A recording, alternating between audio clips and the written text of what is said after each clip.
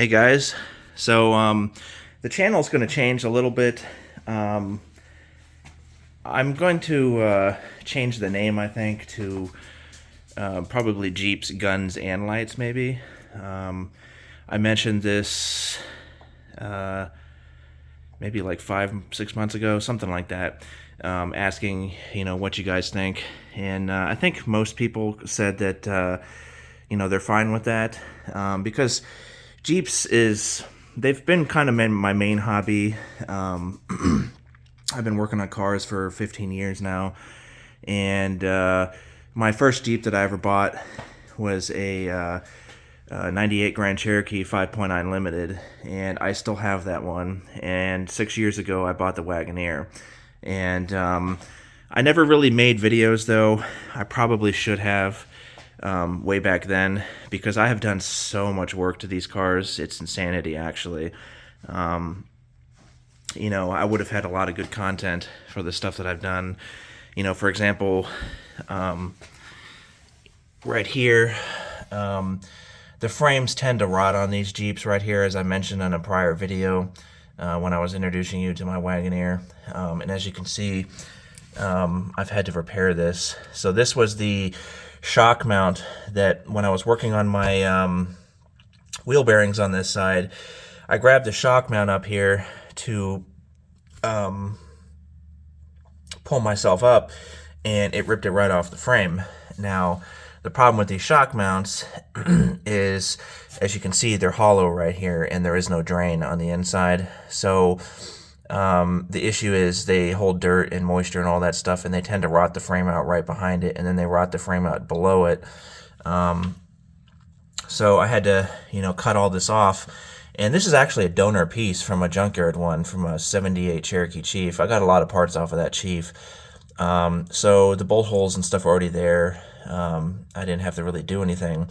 But the problem is the other side of the frame, where the engine mount was rotten as well. So I had to cut out pieces of that and weld that in, and then weld a bottom plate down here.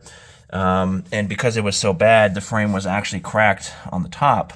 And I had to fix that as well. So that would have been a great video, I think. But I never made one. So, and then of course the frame rots by the gas tank, as I mentioned on my other video, and that would have been a great video too, because that took me about a week to do that on the ground, outside in the elements. So, like installing this brush guard from the Cherokee Chief would have been great. I probably will make a video, not soon, but I probably will make a video for the leaf springs here. And, probably going to be talking shit to the company that I bought my lift from. And the reason why I'm going to be making this video is because, as you see here, these springs are actually replacement springs that I found online. Nobody knew about these until I found them. They were they're made in the United States. These are stock height springs, because my original springs were inverted. They were upside down.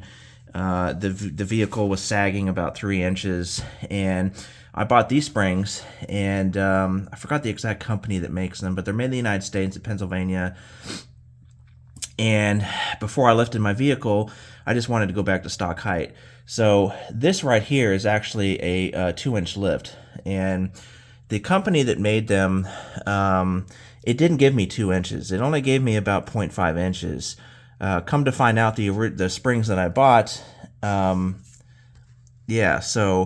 there's going to be a long video about that. I'm not happy about this company. They told me to put the spring underneath the main spring, and to put this spring underneath their lift spring. I even called the company who made these original springs, and they told me to do the same thing.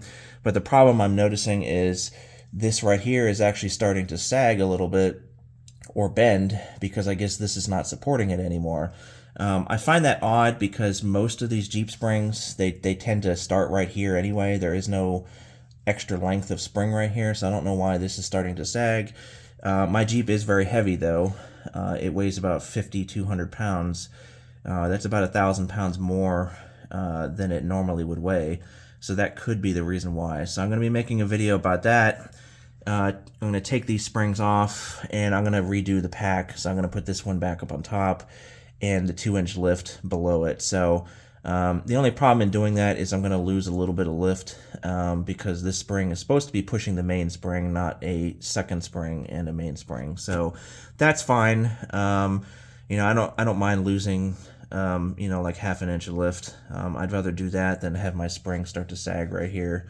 Down the road, I'll probably get like actual springs, spring pack that will, you know, give me probably a 3-inch lift instead of a 2-inch. But yeah, anyway, so today what I'm working on is my rear main seal. I've attempted this before and I failed.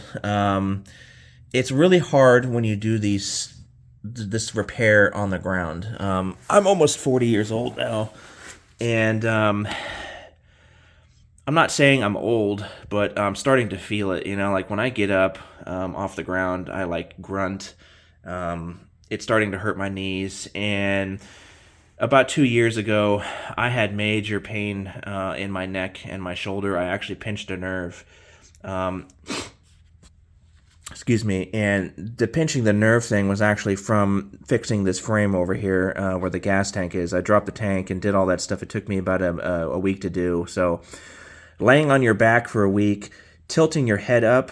When you tilt your head up for hours and hours and hours, I guess I pinched a nerve, like I said, in my neck and in my upper shoulder area. And I lost feeling for 3 fingers. These 3 fingers right here. My chest was shaking like crazy. My muscles were jerking in my arm. That lasted for like 2 months. I actually couldn't move. I was like bedridden for 2 months. That was pretty intense.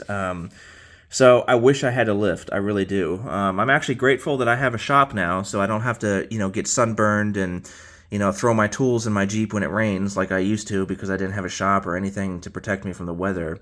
I remember working on these Jeeps once. We had 2 feet of snow, and I actually had to dig a tunnel to work under my car. So I've done all of this stuff working in the elements. That frame repair, this frame repair, all the welding, the body mounts, the leaf springs, all of this stuff I've done outside in an assigned parking spot. I only had 2 parking spots where I used to live, and I used to do that. So I was grinding and cutting, and dust was everywhere, and smoke and all that stuff. And my neighbors were like, "Oh, you're insane." So I'm like, "Well, maybe, but you know, unless you want to give me the money to bring my Jeep to a shop to fix it, I got to do it myself." So as you can see, the rocker panel needs to be fixed right here. So there's a lot of stuff I need to do to this Jeep still. So it's going to be a never-ending project.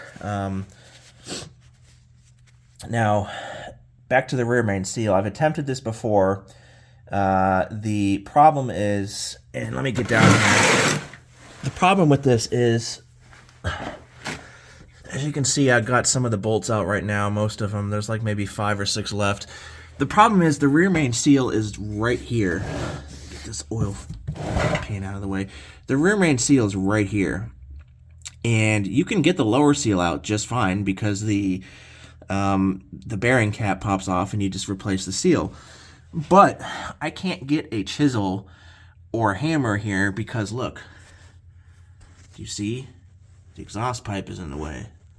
So when I watch videos of people doing this, and they say it's easy, or they've done like 10 of these things, explain to me how you do that with the exhaust pipe in the way.